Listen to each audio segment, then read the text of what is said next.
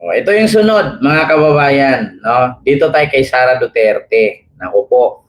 Ito na mga kababayan, kay Sara Duterte na kung saan po ay, naku, patay ka diha. Naguguluhan na po mga kababayan ang kampo ni Sara. Naguguluhan po mga kababayan ang kampo ni Sara Duterte. Litong-lito na sila. Kung tutusin, mababaliw na si Sara eh. Hindi na alam ng kampo ni Sara Duterte kung anong palusot ang kanilang gagawin. Kaya mga kababayan, nauwi pa sa punto, nauwi sa punto na ang ebidensya ng kampo ni Luistro ay naging katulad na sa kanila Sara. O, sa madaling salita, ano yan, Ken, mukhang hindi namin magets. Ganito yan. Napunta na sa punto, mga kababayan, kasi si Sara Duterte, hindi na kasi alam nila kung paano lusutan itong mga ebidensya na hawak ni Luistro. So, ang ginawa nila, mga kababayan, kasi kung naalala ninyo, si Luistro, ang kanilang witness, nandun si Mary Grace Piatos, nandun yung, marami silang mga surprise witness.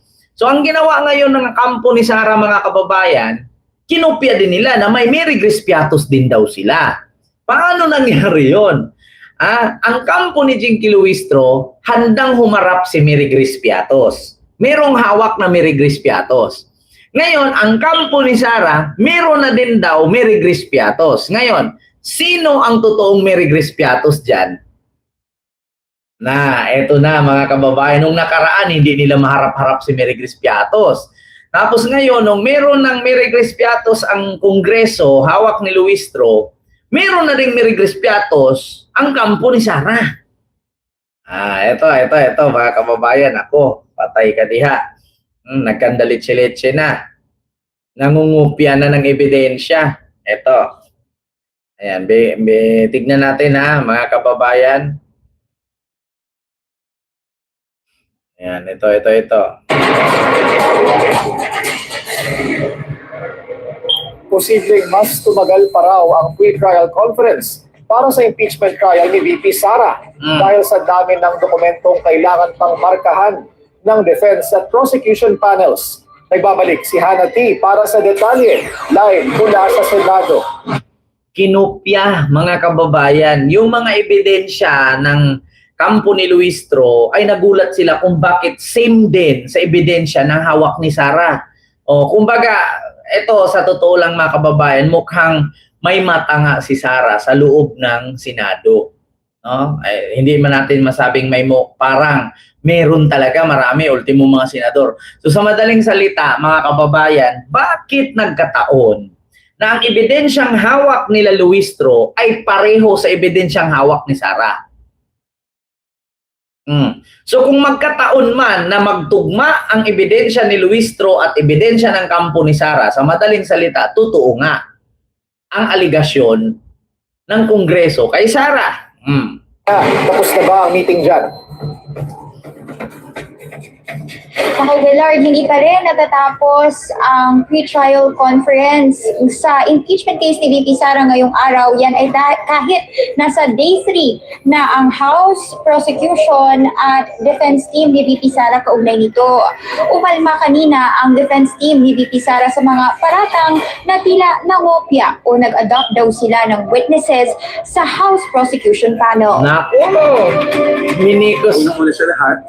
Minikos na mga kababayan kung ano yung hawak ni Luistro. Meron na ding hawak si Sara. Nako. Pero mga kababayan, ang mali dahil ganito po ang nangyari. Yun pong mga ebidensyang mabibigat, gusto pong ipatanggal ng kampo ni Sara. Pakinggan natin. Ako, sa tingin ko po, sa aming pananaw, hindi naman so tama yung terminology na mirroring or adopting because, as you know, and you were here that day, halos sabay po kami nag-submit ng pre-trial briefs. Nasa bawat panig naman po yun kung sinong witnesses Ginagaya na nila. Ito ang iprepresenta. Ngayon, pagdating doon, if they file such a request, motion, manifestation, the defense is ready to respond accordingly. Aminado ang parehong House Prosecution at Defense Team na sa dami ng mga dokumento at ebidensyang kailangang markahan, posible pa raw mag-extend hanggang Miyerkules o Huwebes ang PTC.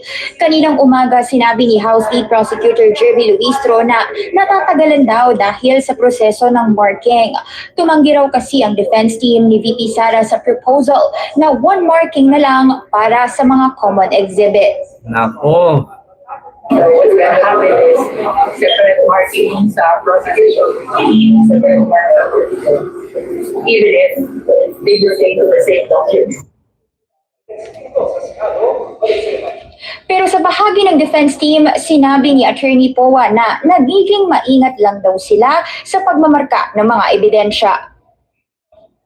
We want our documents to be similar documents. Ito rin po sa mga dokumento na gagamitin natin. So hindi daw sila nangopya, wala daw silang kinuha na parehong ebidensya. Pero ang tanong ngayon mga kababayan, litong-lito na po talaga si Sara. Bakit? Kasi ang ebidensya po na napakalakas po ay yung sa AMLAC. Kung naalala niyo mga kababayan, yung ebidensya sa AMLAC na milyon-milyon na bilyones na pumasok sa bank account nila, pinapatanggal na ni Sara. Pangalawa, si Ramil Madriaga, pinatanggal din. Pangatlo, yung kay Manscarpio, pinatanggal din nila. Ito. Pakibigyan niyo. Ito, mga kababayan.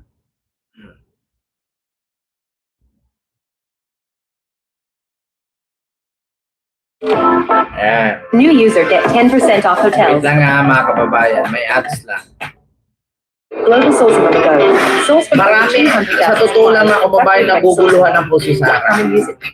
Pakibigyan nga kami ng update dito, attorney, because I understand yung kampo po ni Vice President Sara Duterte requested doon sa Senate Impeachment Court na i-exclude yung mga key evidence. Parang 28 documents ba yun, including yung SAL-N? Tama po ba? Ano pong nangyari doon, attorney?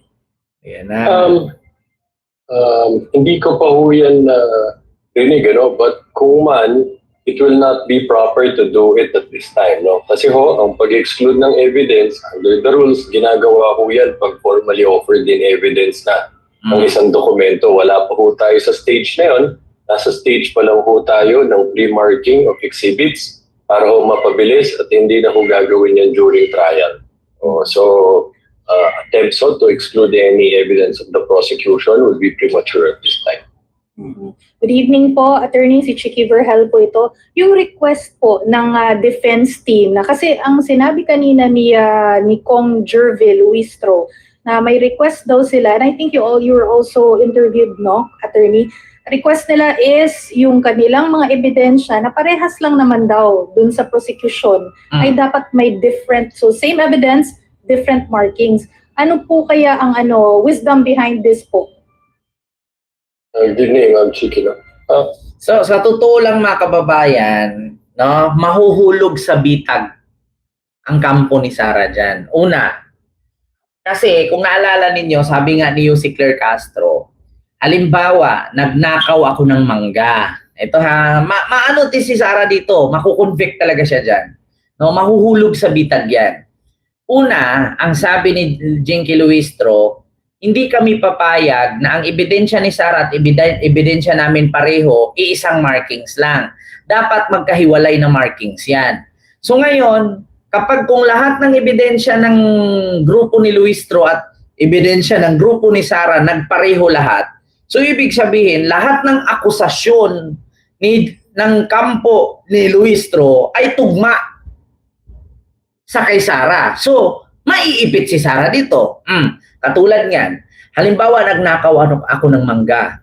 Ngayon, ang sabi sa akin ni Jinky Luistro, si Kent ay nagnakaw ng mangga, may CCTV-ng kuha. So ngayon, imbis na ang irereklamo ko, hindi po totoo yan. Wala pong katotohanan yan. Yung CCTV na yan, paano po nangyari? Yung oras na yan, wala ako sa bahay niyan. Sabi ganon. Nasa trabaho ako, di ba? Ganyan ang reaksyon mo kapag binintangan ka. Pero kay Sara, iba. Alam niyo ang sagot ni Sara, imbis na itanggi, ang sagot niya, bakit nandyan ako? Saan mo nakuha yung video na yan? bakit ako napasok dyan? Ganon ang reaksyon ni Sarah. Imbis na itanggi, inamin. Kaya ang mangyari, maiipit talaga siya dyan. Di ba, kung ikaw pagbintangan kita, sino yung nasa comment section dyan? Ikaw, tarpulano, ninakaw mo yung tsinelas ko. Tapos ang sagot mo dapat, ay hindi, binili ko po ito. Malay mo, magkapareho lang tayo ng nabilhan. So ganun dapat ang reaction, pero kay Sarah hindi. So ano naman ngayon kung sa'yo to? So ibig sabihin nasa akin to, hindi sa'yo. Na ganun ang sagot niya. So, bakit nandyan ako? So paano mo nakuha yung CCTV na yan na nakuhaan ako ng CCTV at ako ang kumuha ng tsinilas mo? So imbis na itanggi, inamin. So mahuhulog sa bitag si Luktay. Di ba? Mga kababayan, mahuhulog sa bitay. Nako, patay ka sa bitag, sa bitay tuloy. Well, I don't want to impute, any negative motivations on their part. No? But ang sa amin, pinoint out ho namin ito sa impeachment court sa aming submission kahapon na ang normal naman ho na proseso. Kung common exhibit yan, isang dokumento na lang ho ang mamarkahan ng dalawa para mapabilis. No?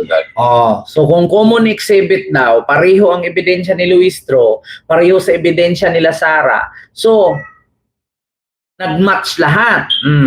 So, pagdating yan, biglang baliktarin ang kampo ni Luistro. So, ibig sabihin, itong mga reklamo namin, nag-match doon sa ebidensya ni Sarah. So, ibig sabihin, totoo ang aligasyon namin. Maiipit si Sarah dyan, mahuhulog sa bitag. Kasi kunwari lang naman yung kampo ni Luistro dyan, ay hindi kami papayag na one marking, dapat iba yung sa amin, iba yung sa kanila. Di madali nang sabihin ng kampo ni Luistro, di ba, nagtugma? Kung ano yung ebidensya namin, nagtugma dyan sa hawak yung dokumento. So, totoo nga na tumanggap ka ng pera sa droga, may pumasok na bilyon-bilyon sa bank account mo. Nagtugma kasi bakit? Same sila patay si Sarah dyan. Kaya litong-lito na si Buday, mga kababayan. Hindi na alam kung ano ang gagawin. Patay ka din na. Pinapatanggal pa naman niya si Madriaga, yung record. Kung naalala niyo mga kababayan, noong 2016 hanggang 2022, 2019 hanggang 2024, di ba walang nakalagay doon sa salin ni Sarah, wala daw siyang pera. Pero sa Kongreso, 2019 hanggang 2024, milyon-milyon ang pumapasok. So, kung hindi totoo, bakit nag-match ngayon doon sa dokumento ni Sarah, ang dokumento sa kampo ni Luistro, na mula 2019 hanggang 2024, milyon-milyon ang nasa record ni Luistro. Pero kay Sarah sa salin, wala. Blanco yun. Tapos ngayon nagugulat ka, nagtugma na. Yung blanco noon, may laman na ngayon.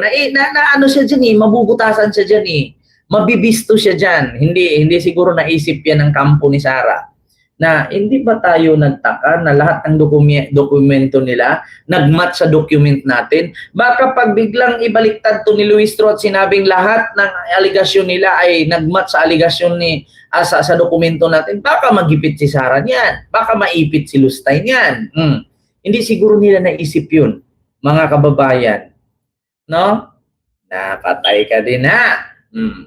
So, mga kababayan, yun lamang po yung ating reactionist sa mga oras na ito.